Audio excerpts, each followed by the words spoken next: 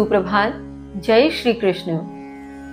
कल के श्लोक से हमने जाना कि जो भी इस अविनाशी तत्व, इस आत्मा के विषय में भली प्रकार से जान लेता है, वह शोक करने योग्य नहीं रहता, क्योंकि वह समझ चुका होता है कि अब शोक करना व्यर्थ है।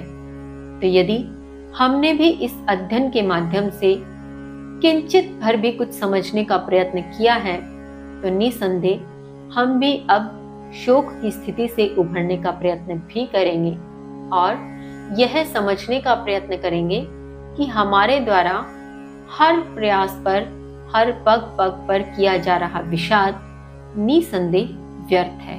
किंतु अगले ही श्लोक में श्री कृष्ण ने अर्जुन से ऐसा क्यों कहा कि यदि वह संदेहास्पद स्थिति में है तब भी वह शोक करने के योग्य नहीं है। आइए जानते हैं श्लोक संख्या 27। जातस्य हि ध्रुवो मृत्यु ध्रुवं जन्मृतस्य च तस्मात् परिहार्ये अर्थे न त्वं शोचितुम् अर्हसि गत श्लोक का विस्तार करते हुए श्री कृष्ण कहते हैं, तथ्य है जन्म लेने वाले की मृत्यु निश्चित है, और तथ्य यह भी है कि मृत प्राणी का जन्म निश्चित है।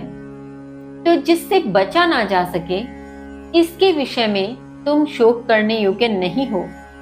भावार्थ, जब श्री कृष्ण ने अर्जुन को गत श्लोक के माध्यम से यह कहा था कि यदि तुम उस अविनाशी के अजर अमर शाश्वत होने में संदेहास्पद हो, संदेह की स्थिति में हो, और अब भी यदि तुम्हें लगता है कि यह नित्य जन्म लेता है और नित्य मृत्यु को प्राप्त होता है, तब भी सुनो हे अर्जुन, यह तथ्य है जिसने जन्म लिया है उसकी मृत्यु निश्चित है, और जो मृत हो गया है उसका जन्म सुनिश्चित है।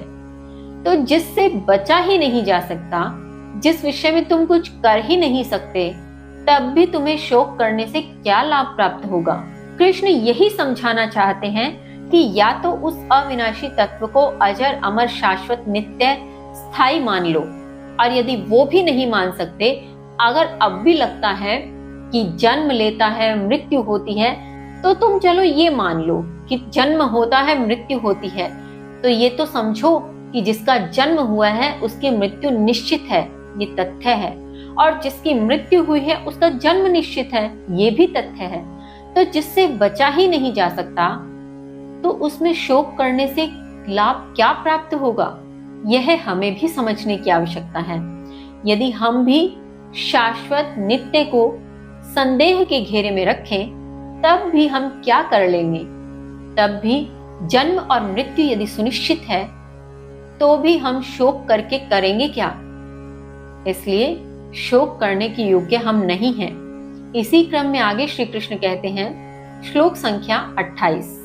अव्यक्त दीनि भूतानि व्यक्तं ध्यानि भारत अव्यक्त निधनान्येव तत्र का परिवेदना।